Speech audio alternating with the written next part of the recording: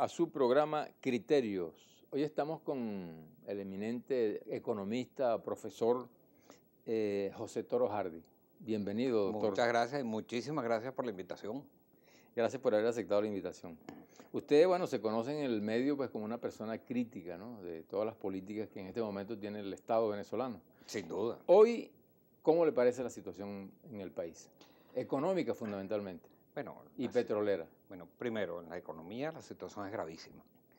El Fondo Monetario Internacional prevé para este año una inflación del 720%, la más alta del mundo, junto con una caída del Producto Interno Bruto del 10%, una de las más altas del mundo.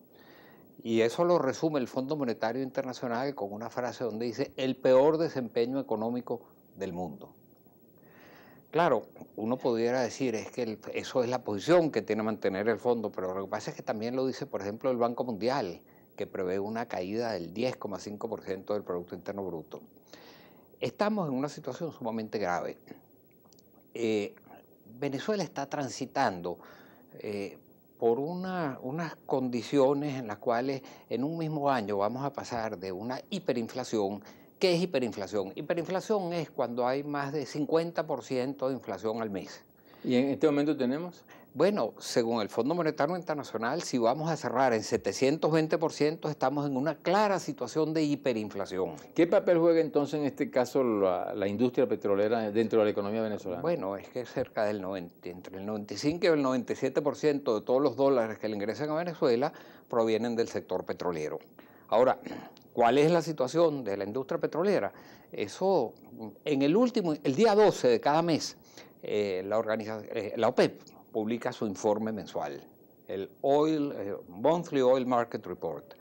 En el último informe publicado el 12 de agosto señala que entre el mes de enero y el mes de junio la producción petrolera de Venezuela cayó en 319.000 barriles diarios.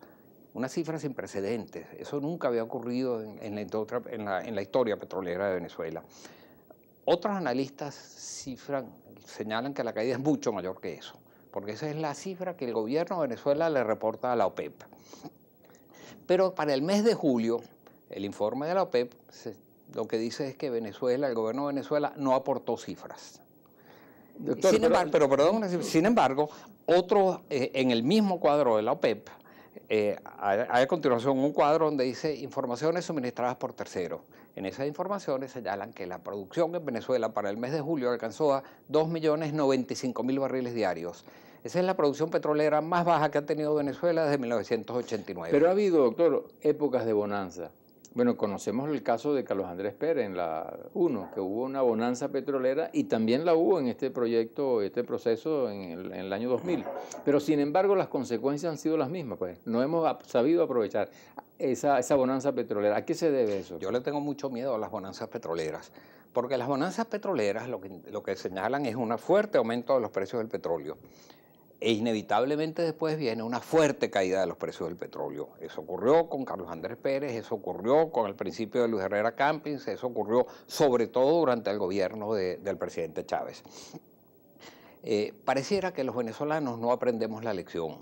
No podemos pensar en el petróleo nada más que como un ingreso fácil que nos viene del cielo, y mucho menos podemos pensar lo que pensaba el presidente Chávez, que es que el precio del petróleo iba a subir para siempre. A mí me lo dijo más de una vez. Él me decía que para el año 2015 los precios del petróleo iban a estar por encima de los $200 el barril. Pero no hay nada infinito, ¿no? No es que no es nada infinito, es que lamentablemente así funciona el mercado. Cuando hay excedentes, cuando los precios son muy altos, eso lo que hace es o estimular a otros a producir más o estimular el desarrollo de otras tecnologías que permiten producir más. Eso ocurrió precisamente en los últimos años. Con los precios altos del petróleo se estimuló el desarrollo del fracking, que es el acceso al petróleo de lutitas. Que parece que no tuvo mucho éxito luego, ¿no? No, ha tenido un éxito inmenso. La producción petrolera de los Estados Unidos subió 5 millones de barriles diarios en 5 años. Pero en este momento dicen que esas empresas han quebrado, ¿no? No, porque al bajar los precios del petróleo se desestimula la inversión. Lo lamentablemente es que el precio del petróleo en algún momento va a volver a subir, pero ahora el precio tiene un techo, porque en el momento en que pase de determinado nivel se vuelven a estimular las inversiones de fracking. Varía mucho porque hay petróleo que se produce desde fracking, petróleo de lutitas, hay desde $35 el barril hasta más de $70 el barril como costo. No es lo mismo, a lo largo hay muchísimos yacimientos de distintos tipos. Lo que sí es que cuando el petróleo llega entre una cifra entre 60 y $70, vuelve a estimularse la producción de petróleo de lutitas y le pone un techo al precio del petróleo convencional.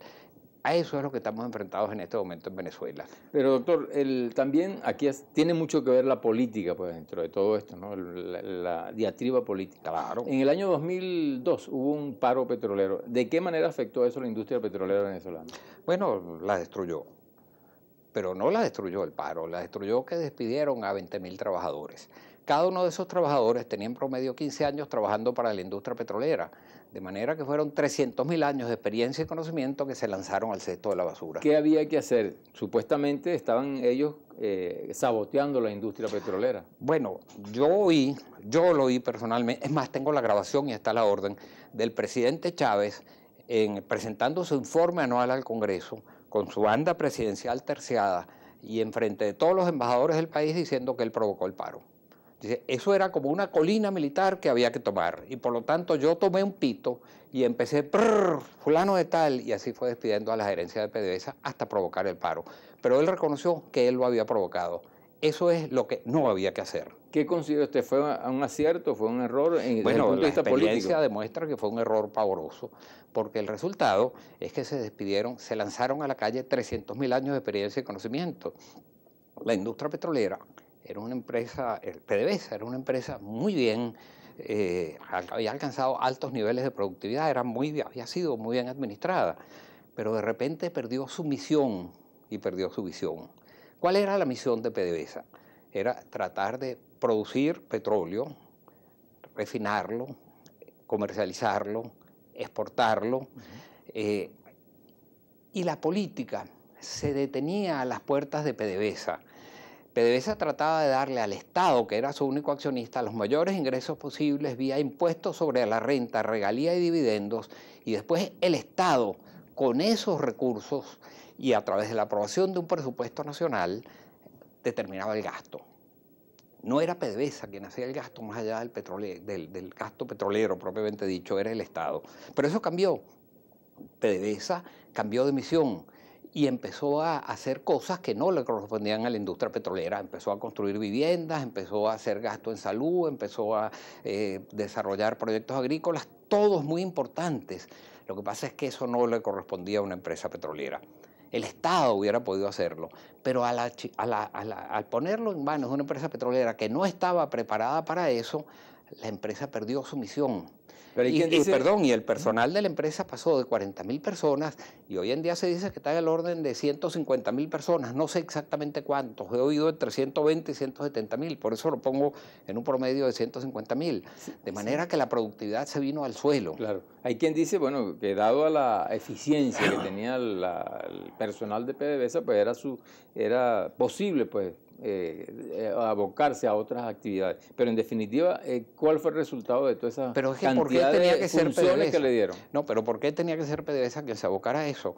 Si ella era buena cumpliendo la actividad petrolera, bueno, lo que importaba es que ella le entregara a su único accionista, que era el Estado, la mayor cantidad posible en dividendos y recursos para que el Estado, que podía ser bueno haciendo eso, lo hiciera, pero no ponerlo en manos de PDVSA, porque eso destruyó a PDVSA. Usted fue parte del miembro de la directiva de PDVSA, ¿verdad? Yo fui miembro del directorio. Pero le llamaban a PDVSA como una caja negra. Bueno, si antes PDVSA era una caja negra, hoy en día es un hueco negro en el espacio.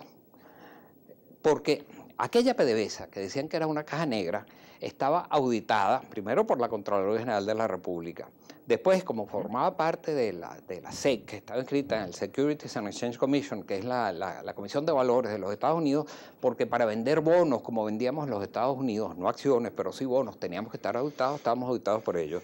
Estábamos controlados por la Comisión de Energía y Minas de la Cámara de Diputados, estábamos revisados por la Comisión de Energía y Minas de la Cámara del Senado. Tenía todos los controles. Esos controles han desaparecido actualmente.